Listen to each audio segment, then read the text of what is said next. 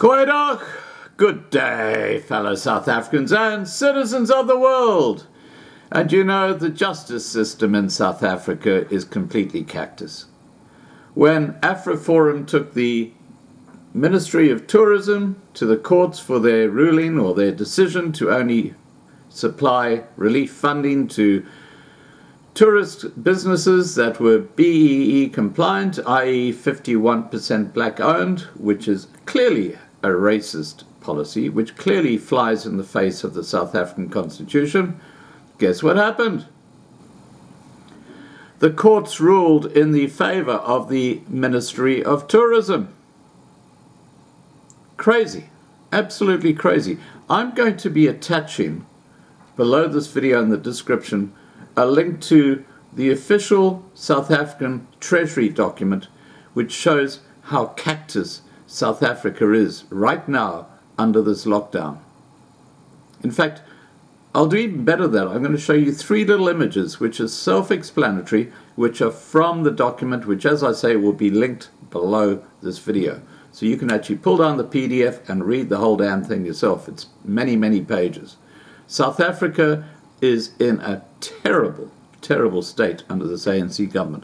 Let's have a look at those 3 images.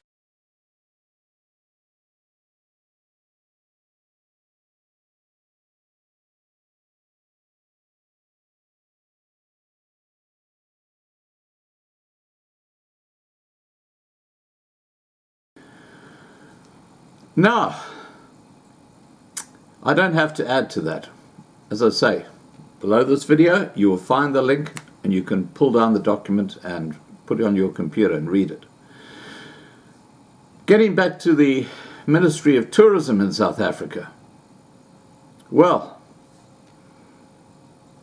their argument when they went to court was that the money allocated for the tourism industry to try and help them out was too little, and the only people that they could help out were black people.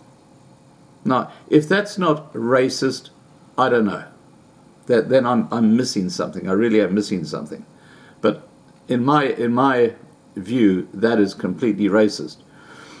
Tourism Minister Mmamoloko Kubayi-Ngubane has won her battle to allocate her departmental COVID-19 tourism relief fund to qualifying sector business according to the Broad-Based Black Economic Empowerment Act. The ruling was made in the North Gauteng High Court in Pretoria today, following a court challenge by Solidarity and AfriForum. The parties argued that the promulgation of the National Disaster Management Act by President Cyril Ramaphosa on the 23rd of March due to the outbreak of COVID-19 did not allow Kubayi-Ngubane to distribute the 200 million rand tourism relief fund administered by her office along racial lines. Advocate Greta Engelbrecht, Senior Counsel acting for AfriForum, and Corne Goosen for Solidarity were adamant the National Disaster Management Act was aimed at providing relief to everyone affected by COVID-19. They argued that Ramaphosa, in announcing the various forms of aid due to COVID-19, made no selective assistance to those who were historically disadvantaged in the past. The distant past. This is not last year. This is 26 years ago now. This is what a joke it is. This is getting up to a generation ago. The parties were reacting to Kubayi-Ngubane's justification of the B-BBEE as a sole criterion to help these adversely affected by the outbreak. She said it was part of the requirement of the B-BBEE Act, saying it has the dual purpose of furthering her department's purpose of sustaining and transforming the tourism sector. Read when she says transforming, moving the tourism sector into the hands of black people. That's what transformation means. That's the gobbledygook behind black privilege. Anyway, let's continue. She said it has the dual purpose of furthering her department's purpose of sustaining and transforming the tourism sector, as well as acting as a proxy for businesses that are particularly vulnerable to economic effects of COVID-19 as a result of discrimination. Now, hang on. Okay, keep your hat on. Who's getting discriminated against here? It's certainly not the black population. BEE basically ensures that no white person in South Africa can get a job. That's an official ANC employment policy.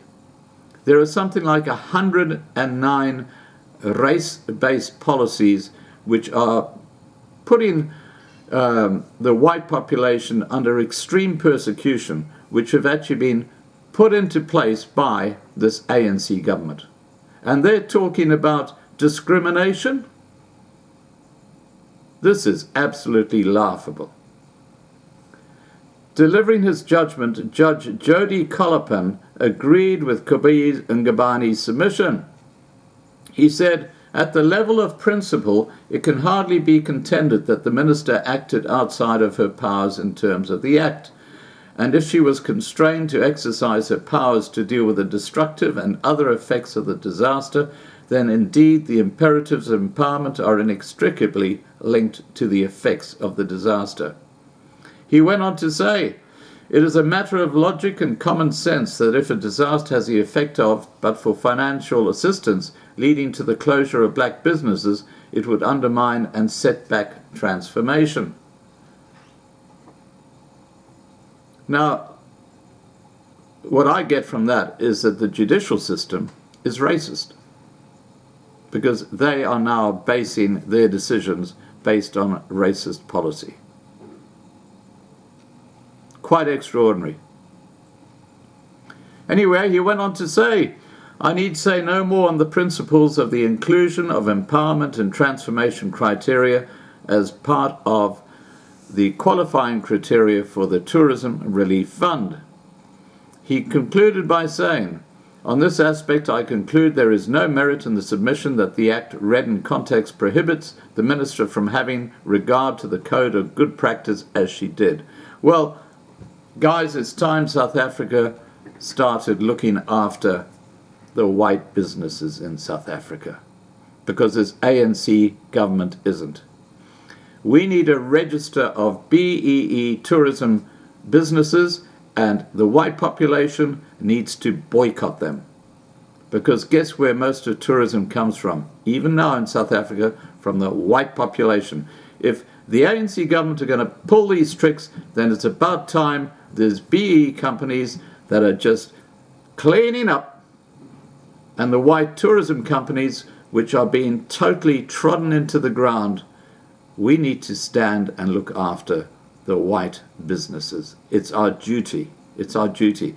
I'm looking for people who are willing to go through the hard yards of identifying BEE tourism companies and putting in a boycott for the white population so that they go only to white tourism organizations or B&Bs or whatever, because this is just unacceptable. You know, this goes through every fabric of South African life. Even the food parcels that Ramaphosa, the 250,000 food parcels that Ramaphosa promised, have been misappropriated, and the few that actually get to the starving people only go to blacks. The white population is excluded. This is not a joke, this is the reality. Alright guys, don't forget below this video is that document that you can download, and it'll show you what a complete shithole South Africa's economy is in. And this is from the South African Treasury Department. So it's not something that's been fabricated. Please remember to subscribe to be kept informed. Ring the bell for the updates. Please like this video. Please share this video. And above all, please stay safe.